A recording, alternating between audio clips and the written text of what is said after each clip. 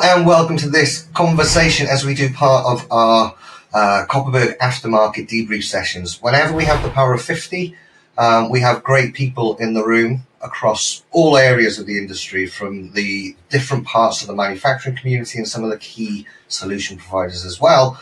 And we invite key thought leaders in to hold those conversations. And something that we're going to be doing moving forward is giving you an understanding of what those core conversations were. I say core with no pun intended, but my guest today is JT, CEO of Coresystems.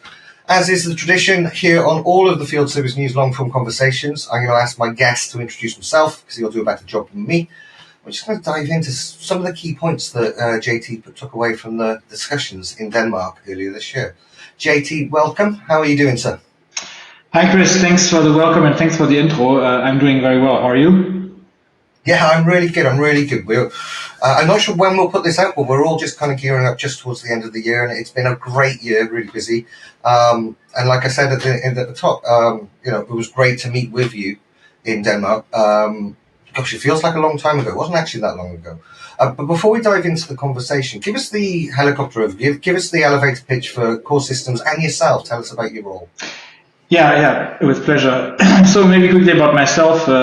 My name is JT. The long version is 𝘍𝘚𝘕 but everybody calls me JT, CEO of Coresystems.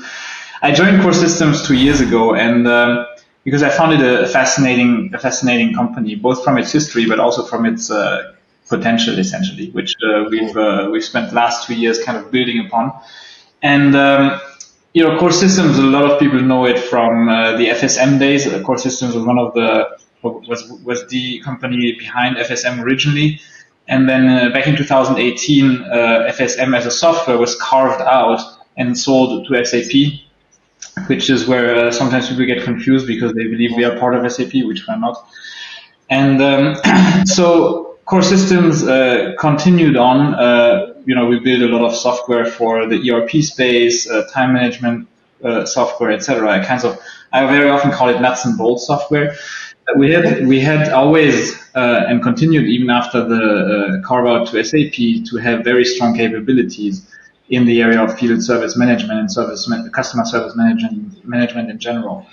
And so we said, hey, let's build the kind of next thing based on that. And the way we did it back then was, we reached out to all these companies that we had been working on, to all these service leaders, service VPs, etc., that we had been working with for years and years as part of the FSM, and asked them, now that basically your entire service process has these mobile capabilities, online, offline capabilities, you're able to do scheduling, you're able to do reporting, it's all seamless in the cloud, etc. What's the remaining pain points that you have? And I think what came back then, and what also we heard at the Aftermarket Power 50, was very, very similar. Because what came back was, one of the key things that we haven't been able to solve, even though all these, digital improvements have come, is essentially knowledge management and really getting to the core of solving service cases by using, the collective knowledge that we have as a company. And this is exactly what we went on the journey on to address over the last 2 years.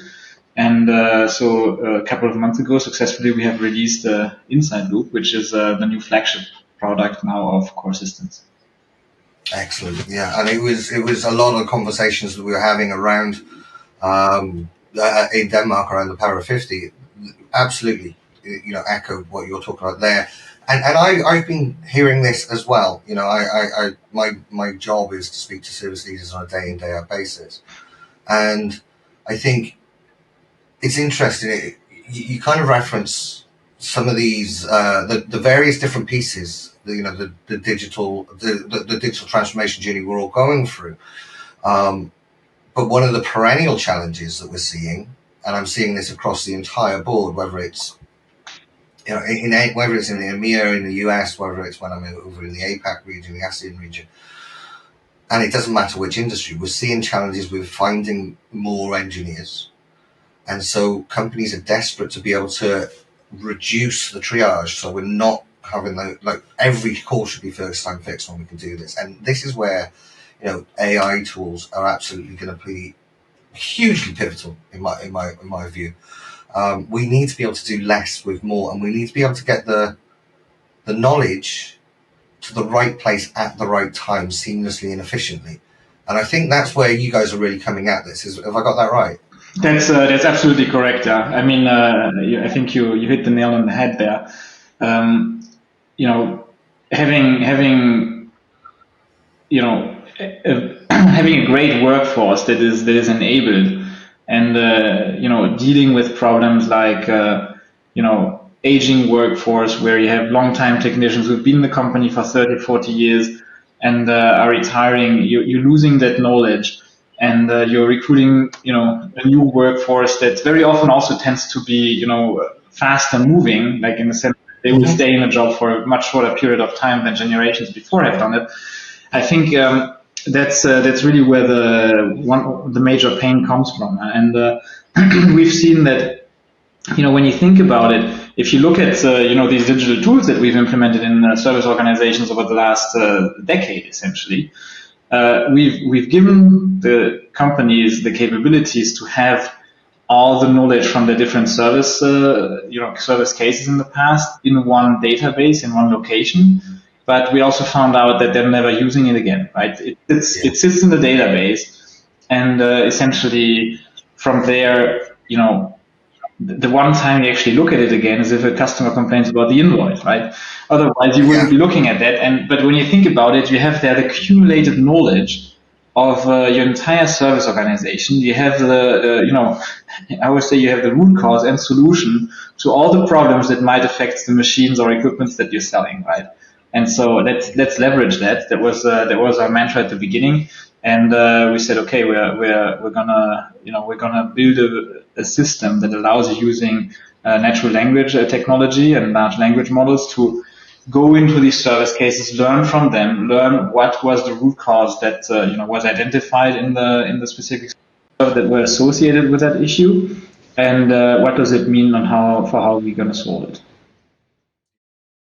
Okay, hopefully you found that really useful as a service leader. That's what our purpose here is to try and help you as a service leader be the best that you can. That's why we've got a library of over 600 hours worth of content. That's why I'm always speaking to some of the best people, the smartest people in the industry. Now, the great news is you can access all of that content. We normally just charge £45 a month or £450 a year, but we're so confident in the value that we provide, we actually offer a trial for anyone that's new to Field Service News, and that is just £9. So if you're in the States, it's roughly $11, $12 at the moment. That's what? A couple of cups of coffee. That will give you 1 month of full access. All 600 hours of content, white papers, research, great conversations like these. Plus, it gives you access to the Field Service News Service Leaders courses, which is over 70 courses designed to help you as a service leader. Now, if you want to take advantage of this, do so quickly, because we only do these offers every now and then, because we can only accept a certain volume of members before we have to kind of make sure everyone's onboarded correctly. So the button down below will say Unlock with FSM Pro. Okay, that's the button you click. You'll see a code just beneath that. Click that, take that code with you. The page will open into a new page, and you just pop that code just below, at the bottom, just below the payment section.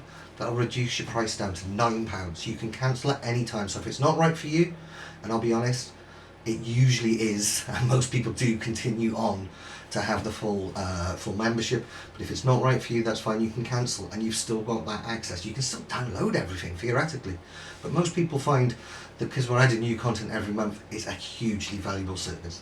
So take a look below, take advantage of this opportunity right now, and be the best service leader you can. Okay, take care.